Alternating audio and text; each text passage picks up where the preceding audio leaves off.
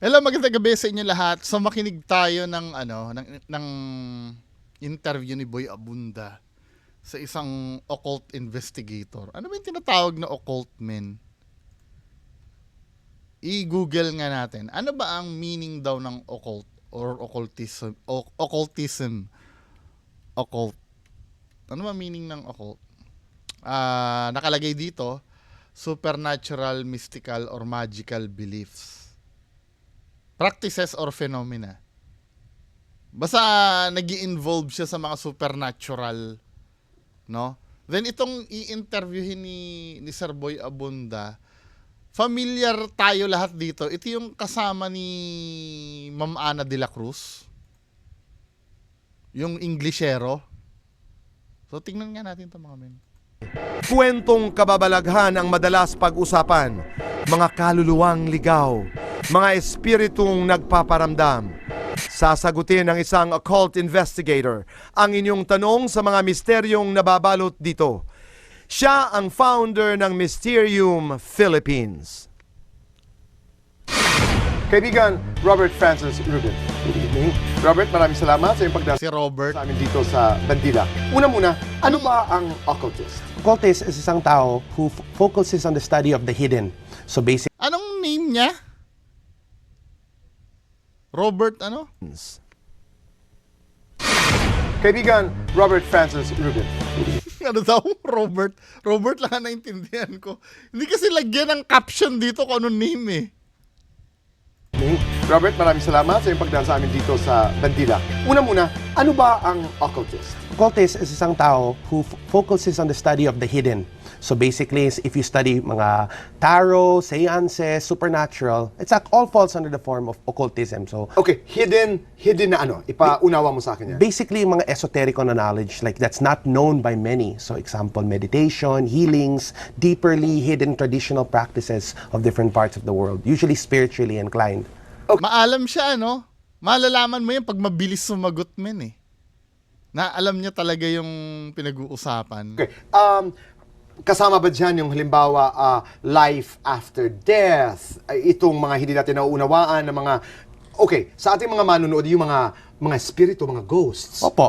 Kasama Actually, yan. very much in part of it kasi you need to understand both this life, past lives, and the life after death in order to have a better understanding sa Ayun. existence as a So whole. holistic yan. Hindi Opo. lamang yung ngayon, hindi lamang yung nakalipas, pero pati na rin yung darating. Gamit mo, Robert, ay tarot. Yes, it's one of the forms of Binabasa ko dati yung tarot. Taro pala. Silent T. Hindi tarot. divination na ginagawa ko. Pero hindi ko fortune teller. Actually, I call myself tarot consultant kasi I like to help people Naks. with their direction in life as a guide. So ang ano niya, taro consultant siya, hindi siya fortune teller kasi kalimitan kasi may stereotyping pag nagbabaraha ka, manghuhula ka ng future. So medyo intelligent yung diskarte niya, no? Medyo may pagka-genius. Sasabi niya siya ay tarot consultant. Kumbaga i-guide ka lang niya. 'Di ba? Hindi siya magsasabi kung ano mangyayari sa iyo sa bandang dulo, pero i-guide ka lang niya sa tamang which is pagka ganon, syempre mga sasabihin mo diyan, mga kahit kung ganon din lang ang gagawin mo, ang sasabihin mo na lang diyan siguro mga generic na payo na ikaw ay wag masyadong magastos, palagi kang magdadasal, yung mga ganon, 'di ba? Guide through the tarot. Okay, so hindi ka nang huhula. Hindi kong kahula. Hula. So instead of panghuhula, nagka-counsel, is that... Basically po, more of guidance. Anong klase mga tao at anong klase mga problema ang... Rubin, Robert the most- Francis Rubin. Common, love life number 1. Love life at ang tanong nila ay paano ako makaka-meet ng ganito? Exactly. O paano kami magkakabalikan ng aking girlfriend o boyfriend? Okay, alright. And then ano pa? Number 2, business. Those are the top 2 talaga. Negosyo. Pero nakaka-encounter ka rin ng mga problema, halimbawa na merong mga sumusunod na mga kaluluwa, mga espiritu, halimbawa, meron din. Opo, that's actually part of it, Tito Boy. Kasi when a person comes to me and they want to ask questions, usually takot sila. They don't want to say that there's something following them kasi they might think, this person will think I'm crazy. Right. So they usually say, Ano naman yan given na yan eh. Kasi, ako for me, no, yung paranormal kasi, mahirap naman talagang patunayan yan. Kaya, hindi kahit si Sir Ed mismo, no, nag-usap kami before, isa sa mga factor yan eh. Yung isasala niya daw, I don't know Sir Ed kung nanonood ka sa akin, yung nakausap kita nung nandun kami sa office nyo, 'di ba? Nandun tayo sa office nyo. Parang ang sinabi mo sa akin noon, isa yan sa parang mo parang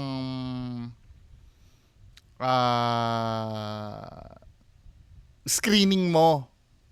Kasi baka mamaya yung nag-claim ay merong, doon ako bumilib kay Sir Ed kasi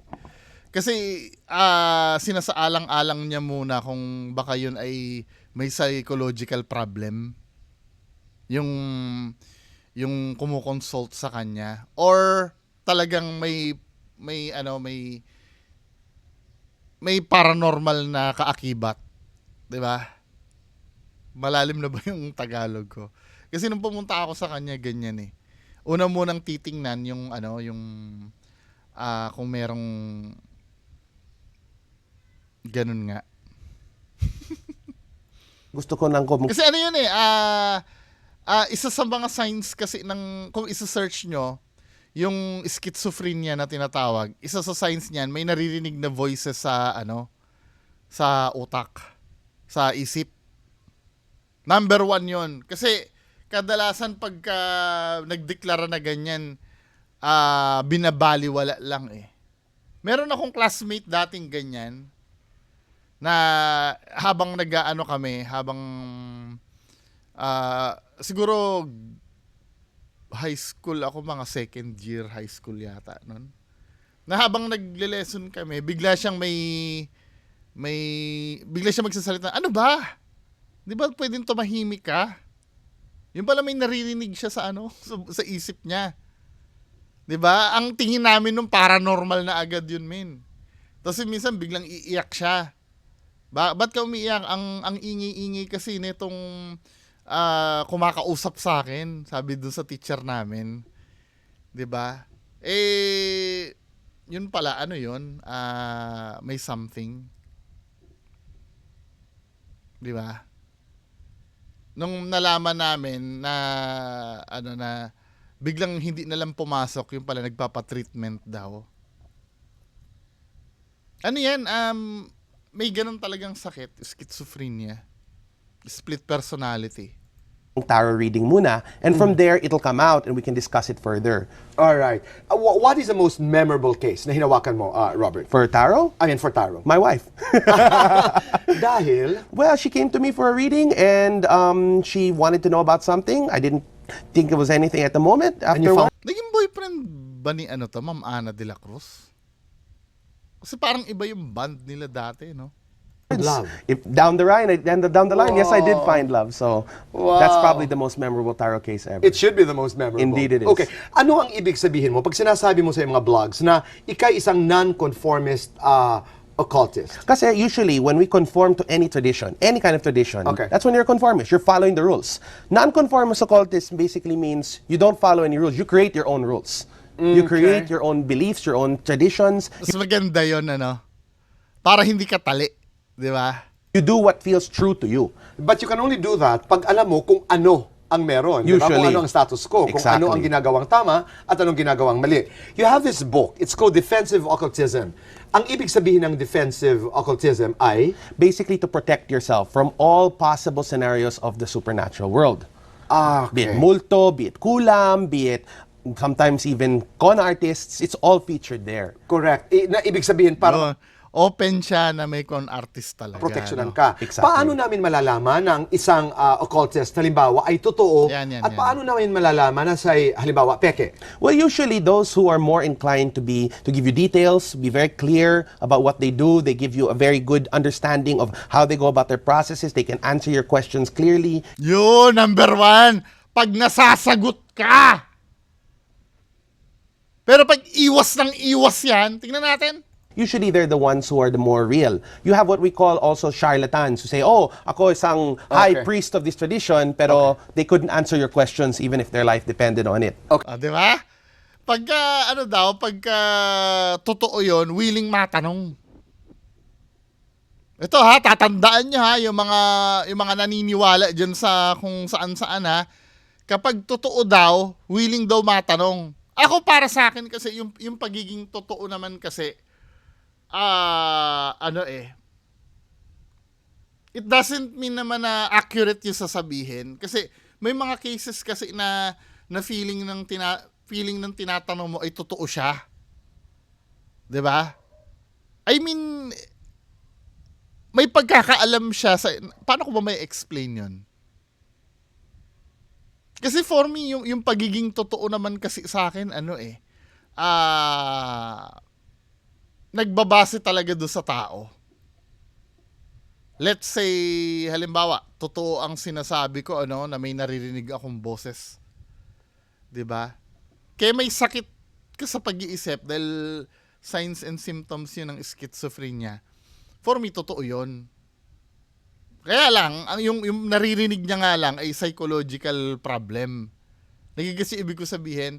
May mga tao talaga kasi na ibang-iba kasi sa mga fake na may mga tao kasi na hindi niya talaga masagot. Yung alam niya sa sarili niya na fraud siya. 'Di ba? Yung pag tinanong mo, yung parang iniiwas ka lagi, wala sa tamang panahon, wala akong panahon sa ganyan.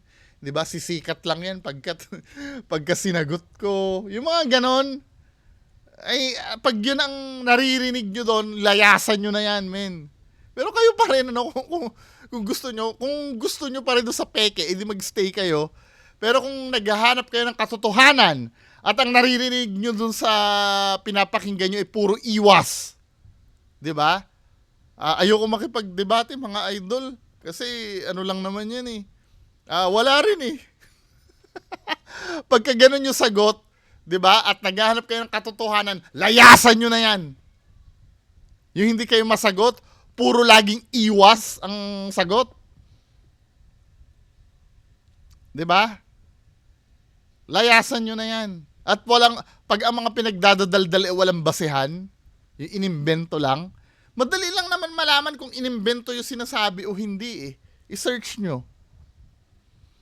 'Di ba? Kahit may magtugma man lang ng sinasabi niya doon sa search nyo, not necessarily na formal studies kasi wala namang formal studies talaga sa sa paranormal eh. Basta yung sinasabi niya lang talaga ay hindi imbento, 'di ba?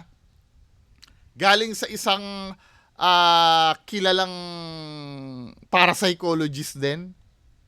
Halimbawa, ayon sa studies, ang kaluluwa ay may masipag at tamad na multo. Di ba? Yan ay sa studies ni Jaime Licauco. Di ba? May nasasabi siya kung sinong nagsabi nun.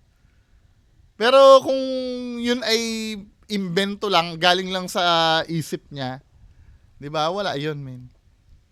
Kumbaga, charlatan nga yun yung sinasabi ni Okay. Robert, Ni narito Robert. ang ilang mga katanungan mula sa Bandila Facebook at Twitter account. No?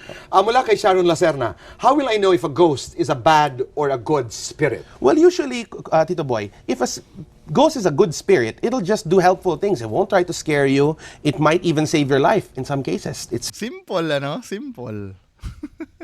Oo nga naman, may mga ghost na nagwa-warning, di ba? been reported. Pero usually ang So bad may indicators ba ito na mabait o hindi? sometimes, yes. About the bad spirits, they'll do things like they'll give you nightmares, they'll play with your stuff, they'll hide your things, they'll even sometimes cause physical bodily harm. So if you feel you're in danger, chances are the spirit's not too good for you. Robert, meron ako isang kaso ng isang kaibigan Bilis mag-shift ng tanong ni Boy Abunda, no? dito lang sa Makati, hindi natin sasabihin kung saan. Totoo pala yung mga kwento na may mga spirits na parang gustong makipagtalik sa'yo? Well, Incubus tsaka succubus yata yun, di ba? in some cases, yes. Meron ganon? Yeah, in some cases, Tito Boy, they can get certain attached to one particular individual. Okay, And ano yan? what happens is either they feel that the individual, like if you've seen the movie Ghosts, Okay. Patrick Swayze got attached to Whoopi Goldberg kasi it's a means of communication. Pero Sometimes, paano mo iiwasan yun? Paano kang iiwas sa pagkakataon na gano'n? usually, sometimes you need to understand why does the spirit want. You have to communicate back, in other words, kasi they will continue making your life misery until. But you do that with somebody who knows what to do. You go to an expert to Exactly. communicate, di ba? Kasi, is it right that sometimes we talk to them na, tabi-tabi po, pasensya na ho kayo dumadaan? Can they actually hear us? Sometimes they can, yes, pero if there's a deeper message, you'd really need sometimes what we call Someone. a medium, A an medium. interpreter. At yun ang mahirap naman kasi pag kukuha ng medium. Di ba? Baka mamaya kasi yung medium. Ito kasi ang problem naman sa paranormal world. Hindi mo makikilala talaga kung sino ang totoo sa hindi. I do believe somewhere out there may mga totoo. 'Di ba? May mga totoo naman talagang nakakaalam sa ganyan. Pero yan kasi ang mahirap pagdating sa ganyan eh. Hindi naman katulad yan ng mga medical professionals or mga professionals na malalaman mong legit sila. Halimbawa, legit kang engineer. Patingin nga na lisensya mo. May maipapakitang PRC license sa'yo. Abogado ka ba? Patingin nga ng anong roll number mo. Machi-check mo. 'Di ba? Pero yung ito kasi yung mahirap na, at ito yung madalas na na-exploit. 'Di ba? Kaya nga ang palatandaan niyan, ang major red flag pagka para makita mong peke yung kinukonsultahan mo, pag pera agad ang niyan. Hindi ko naman sinasabi na yung mga fake ay laging naniningil, pero isa sa major red flag yan eh. Pagka pera agad yung pinag-uusapan. Magkano, di ba? Kadalasan ganyan eh. Pera. Hindi ko naman sinasabi na yung mga legit ay hindi na naniningil, pero kadalasan talaga pera ang number one sa mga peke. Kadalasan. To be like a channel between Tama. you and the spirit world. Itong ginagawa ninyo, Robert, I'm sure this is the first time na ikay tinanong nito. Hindi ba ito labag sa aking paniniwala bilang isang Kristiyano? Hindi ba ito trabaho ng demonyo, ika nga? Actually, no, because in the practice of what we do, faith is very important. It's your number one vanguard. And if you don't believe in God, if you don't believe in a Jesus or any form of divine entity, then you will not be protected from the more malignant entities sa Okay. spirit world. Kaya lang conflicting yan sa utos sa Bible eh, na makikisangguni ka sa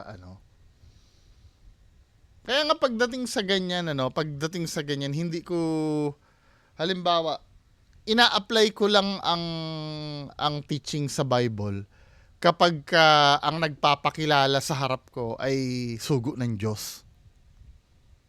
'Di ba? Kaya pagka kinlay mo sa akin na ikaw ay nasasaniban ng Diyos at nasasapian ng Diyos, at yung Diyos na dinidescribe mo ay yung Diyos na nakasulat sa Bible, 'di ba? Gagamitan din kita ng mga nakasulat sa Bible din.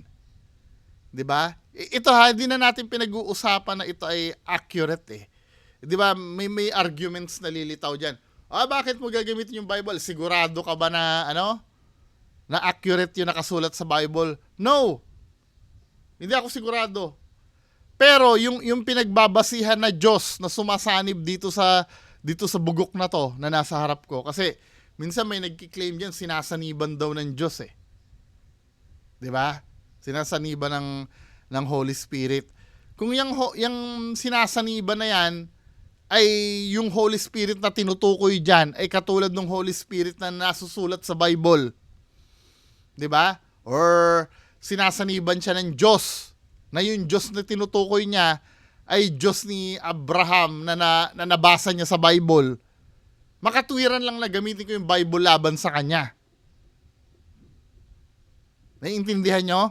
It's not about the accuracy eh. Kasi mamaya sasabihin sa akin, Ba't mo babasahin yan? Hindi naman accurate yan, hindi naman sigurado yan. Yung pinagbasihan ng ng kupal na yan, na sinaniba, sino bang Diyos ang tinutukoy niyan? Saang istorya niya nabasa yung Diyos na yan? Sa Bible din, di ba? Pwera na lang kung halimbawa, ako yung Diyos na, yung halimbawa sumanib sa kanya yung Diyos, at sinabi ng Diyos, ako yung Diyos na hindi nababasa sa Bible, yun. Hindi ko na pwede labanan yun ng tungkol sa Bible. Sa ibang logic ko na siya titirahin nun. 'Di ba? Sasabihin ko kung hindi ka, let's say halimbawa sinaniban siya sa harapan ko, at sinabi niya sa akin na hindi ako yung Diyos na nababasa niyo sa Bible. Pwede, may possibilities ikaw ay demonyo na nagpapanggap. 'Di ba? Pero as long as na nagdi-declare yan na yan ay tungkol sa Diyos, at yung Diyos na tinutukoy niya ay yung Diyos na nababasa sa Bible, gagamitin ko ang Bible against them. 'Di ba? So it's Catholicism, Christianity, there are prayers even that are used to protect you. You have a religion. Yes, I do. You are Catholic, openly. Okay. Mula kay Cristabel Barrientos, what should you do if you see a ghost in front of you? Halimbawa, nasa harap mo, anong gagawin ko? Well, even ako, if a ghost just appeared in front of me, takbo ako. Kasi Hindi, totoo naman yun eh. Hindi totoo naman yun. Ako, naranasan ko yan sa Clark. Pero debatable pa rin yun. Ako, hinahayaan ko sa inyo na magsabi kung totoong multo yun nakita ko o hindi. Pero for me, talaga, totoo yun for me. Ngayon, kung makaka-offer kayo ng explanation doon na yun ay damo lang or yun ay pusa lang or willing naman ako. Di ba? Pero for me, totoong-totoo yun. Kaya ang first reaction ko doon, tamo kahit isang occultist na mismo, hindi mo talaga makukontrol yung takot men eh. Di ba? Hindi naman qualifications na kailangan hindi ka matakot pagka ganyan. Kaya mas maano pa nga mas risky pa nga, mas kaduda-duda pa nga yung mga hindi natatakot pag nakaharap ng ng aswang. Yung nakakasalubong ng white lady, hindi natatakot. Nakakasalubong ng aswang. Pero pag sa tanungan, takot. Yun ang dapat yung maintindihan. Ironic, di ba?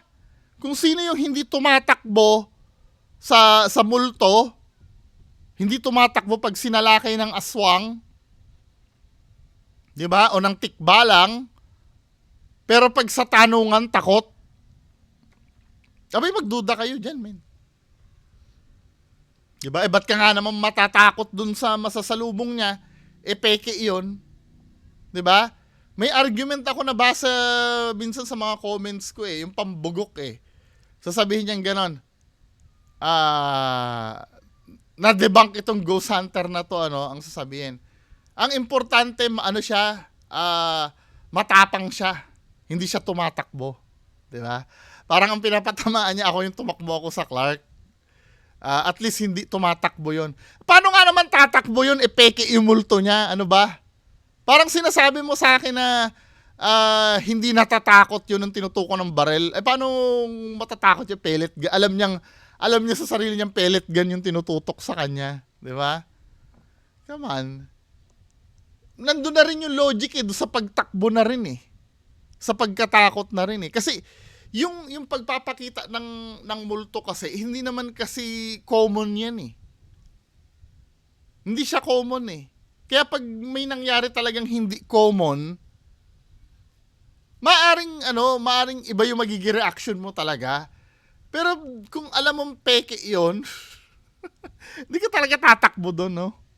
Unless na lang kung mapapatunayan mo sa amin na araw-araw na nakakakita ka ng multo. Yun talaga. Kami nun, maniniwala ka. Pero yung araw-araw nakakita ka ng solid na multo, come on. It's very frightening, pero if you know it's there, if you know that there's a spirit in the room, usually just show it respect and show it love. How do you show respect? Just, you don't say, "Huy, labas sa kwarto ko." You don't do that. You say, "Kuya," or kaibigan tayo, Okay. we're friends, there's no wrong Alright. between us. Mula kay, I hope I'm Paano nga yun? Tumakbo ka pronouncing na. this correctly, Rabbi Babs Mape, totoo bang nananakot ang multo or is it just asking for help? Both actually happen, Tito Boy. Kasi spirits can feed off of the fear of people. And the more fear you invest into a spirit, the more control it has over you. O dapat hindi ka magparamdam ng takot. Exactly. Because fear is the Paano naman gagawin yun kung talaga nakakatakot naman talaga? opposite of faith. If you have faith, then you're not afraid because you know God will protect But you. it is also possible that your first reaction is fear, tapos pupunta ka sa faith kasi nakakatakot naman talaga pag unang pagkakataon. Mula kay Jefferson Mendoza, bakit puro ang mga babae ang multo? White lady, aswang, Oo nga naman, ano? kulam. Well, usually in cases like that, those are the ones most recorded. Pero there's may mga lalaki spirito. There's Okay. a lot. So it's not all women. It's just they're the ones that are most famous. Baka they look better than the male Okay. spirits. Mula kay Hindi, baka kasi stereotyping kasi ang tawag dun eh. When you say stereotyping kasi, ano ba meaning ng para na maintindihan natin lahat, lahat tayo matuto. Nasasabi ko na, ano ba meaning ng stereotyping na yan? Stereotyping meaning. 'Di ba? To believe unfairly that all people or things with a particular characteristics are the same. Ano yan parang paniniwala yan na may certain group of people. Parang ganito, stereotyping. Kapag Ilocano,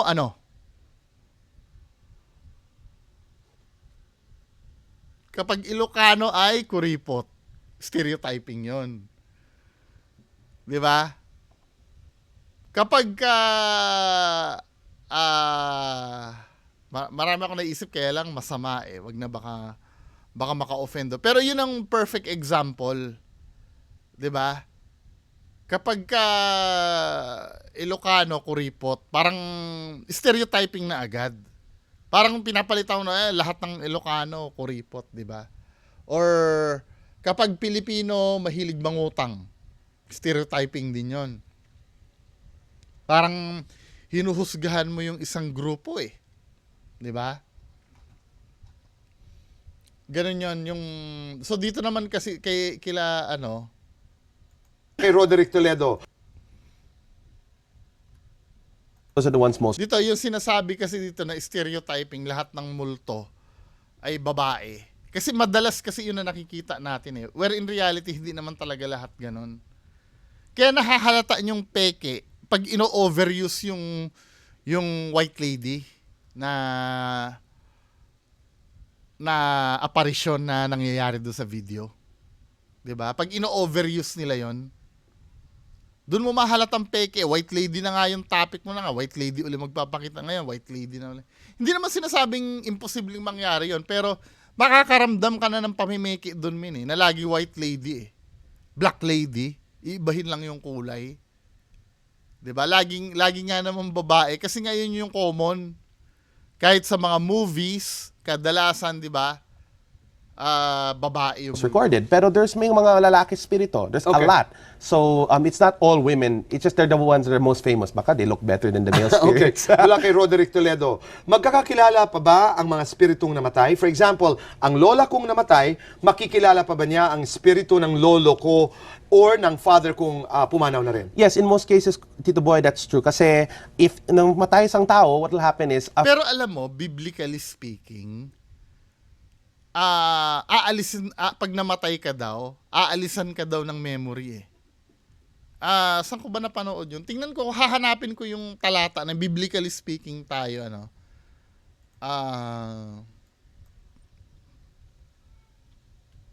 dali lang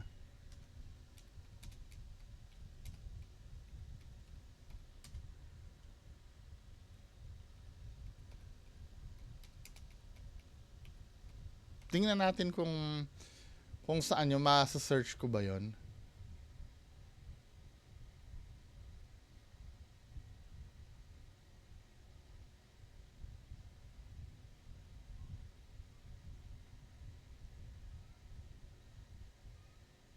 Hindi ko na mahanap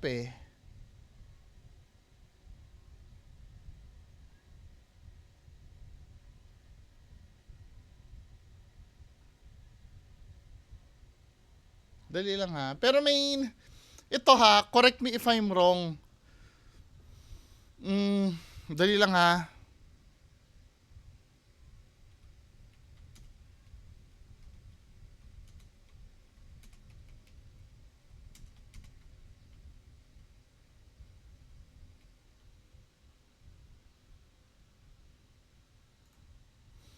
Wait lang ha. I'm so sorry. Kailangan nating ano to. Ito, sa Jeremias 22, Jess. Tingnan nga natin kung ito.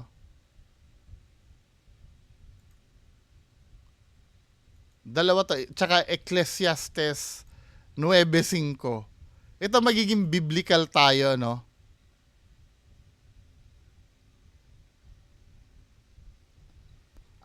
Yung multo kasi, wala naman daw talagang multo.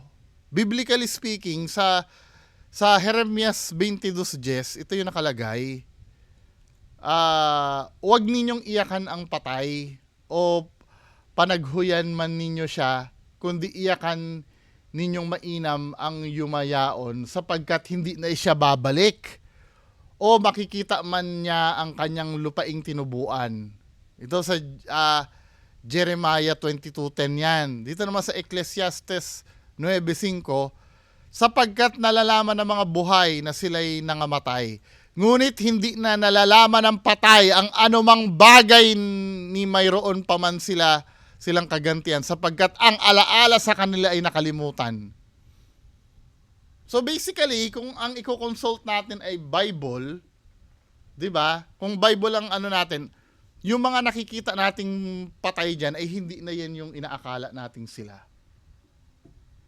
May nasasabi kasi na devil na yung mga yan eh. At gawain na ng devil ang magpanggap talaga. So basically, ayon sa Bible, kapag namatay ang isang tao ay mawawala na yung alaala. Kasi isa sa mga mangyayari diyan ganito. Halimbawa, tatay mo mahal na mahal mo yung tatay. Ay, so sorry. Tatay ko na lang kasi patay na yung tatay ko eh. Halimbawa ako, mahal na mahal ko ang tatay ko, no? Halimbawa lang. Hindi, mahal ko naman ang tatay ko. Alam mo, mahal na mahal ko ang tatay ko, no? Namatay na kasi ang tatay ko eh. Let's say ang tatay ko ay masama ang ugali. 'Di ba? Di mapupunta siya sa impyerno. Tapos ikaw naman, ako naman, mabuting tao ako, Nax. Di ba? Ako naman mapupunta sa langit. Kung maaalala ko pa yung tatay ko at nasa langit na ako, malulungkot ako nun, men. Eh, di ba, ang pag nasa langit ka, walang hanggang kasiyahan ang nandoon. So, paano ka magiging happy doon kung naaalala mo yung tatay? Kaya nga, sabi dito, aalisin na yung alaala mo eh. 'Di ba? Pag ikaw ay na-deads na. Kumbaga, for me, ang interpretasyon ko dito sa sinabi sa Bible, yung mga alaala natin dito, may iwan natin yun sa lupa. Pag na-deads tayo, talagang blanco na tayo niyan, men. 'Di ba? Kaya lang, pakilinaw na lang po kung may flow doon sa pagkakaintindi ko. Yung mga Bible experts diyan. Kaya lang, kung iiwanan na natin yung alaala dito, ayon dito sa sinabi sa Ecclesiastes 9:5. 'Di ba? Kung iiwanan natin alaala dito ay nakalimutan na natin. Pag pinarosahan na tayo ay may impyerno, bakit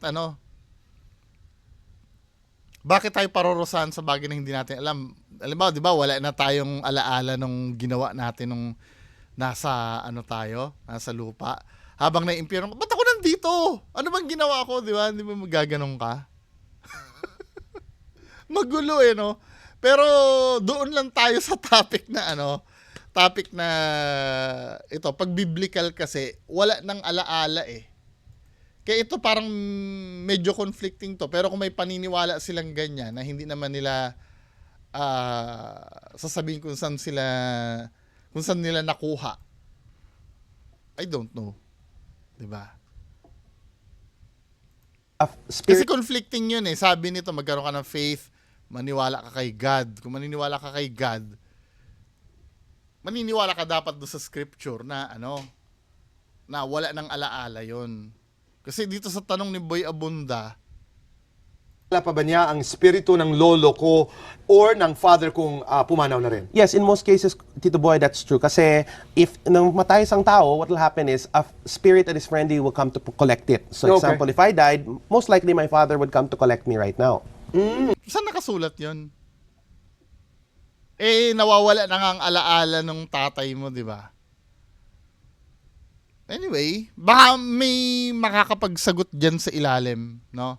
Na mapaliwanagan ako na maayos. Open po ako sa pagpapaliwanag. Kasi kung may nagpapanggap na tatay mo, kunyari, na kukolektahin ka, maybe devil yon kung biblically speaking ang pagbabatayan natin. Okay, from Evaristo Tolentino, how do you open your third eye? Why is it that only few were given this gift? Can it be closed? Well, if you ask me, can it be closed? No. Once it's open, it's open. But how Okay. to open it, it actually requires understanding why you want to open it to begin with. It actually understands. It has more That desire to open it. It's not a quest for power. Anyone can do it. Pero Okay. few are chosen, like they said in the question, simply because once you understand this phenomenon, there's a saying: you see them, they see you. Okay. Mula kay Oslek Hindi ko na Lianeta, gets. totoo ba that a soul will return to the place of her death? I Why? don't necessarily think No, so. you don't. I Okay. personally don't think so. Mula kay... Ano. Ken Ano daw? I Why? don't necessarily think No, so. you don't. Anong tanong? Okay. Mula kay Oslek Lianeta, totoo ba that a soul will return to the place of her death? Babalik kung saan siya namatay? Feeling ko pwede. Pwede, ano? Lalo na kung may mataas ang emotion doon. Pero kinukontra ni Robert eh. Kasi nga doon nagpaparamdam nga sa mataas ang emotion. Halimbawa, doon siya ni-rape at doon siya pinagsasaksak, ano? Or yung hunting doon ay residual. Ang daming minsan kasi pagka nakikinig ka ng ganito, ang daming contradiction din. Kaya halimbawa kung maggaganito ka, papasok ka sa ganito, kailangan itapon mo talaga yung yung knowledge mo about your religion din eh. For me kasi magko-conflict eh. Ilalaban ko na yung faith ko sa God. Ganito. Tapos mababasa ko ayon sa nasusulat, hindi na daw babalik yung, 'di ba? Tapos bawal makipag-communicate, bawal maniwala sa manghuhula. Magulo eh. 'Di ba? I Why? don't necessarily think No, so. you don't. I Okay. personally don't think so. Mula kay Ken Kupkupin, totoo po ba ang sapi, possession? At bakit kadalasang mga mas... Biblical to, nababanggit naman.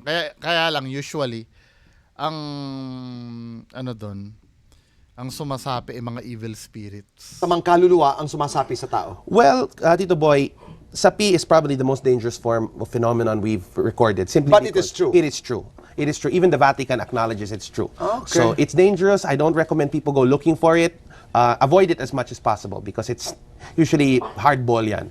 Okay. Robert, what do you say to people na hindi naniniwala sa inyong ginagawa? Well, you can't please everyone. I just say, I'll show you respect. Just if you don't agree with what I do, then that's your prerogative. Your last encounter with a spirit, Last encounter was with a spirit was 3 days ago. anong nangyari? Well, basically what happened, I was reading the tarot for someone and there was a phenomenon at the house. Exactly Actually, what things happened. things started moving around. Things started in front of you? Not in front of me, but it's like you could notice you're reading the tarot tapos ano yan? And things were happening and of course we were coming close to Anong ibig Halloween. sabihin nun? Na gumagalaw na yung mga bagay? Actually, kasi when you're using any form of tarot, ganon, you increase in psychic energy mo, so they get attracted to that. It's like lighting a candle in the darkness. Ito naman yung tanong ko. Kailangan ba ng power pag magre-read ka ng cards? Hindi ba simple kung ano yung lumabas na baraha, i-read mo lang siya? Bakit kailangan pa ng power para mag-read yun?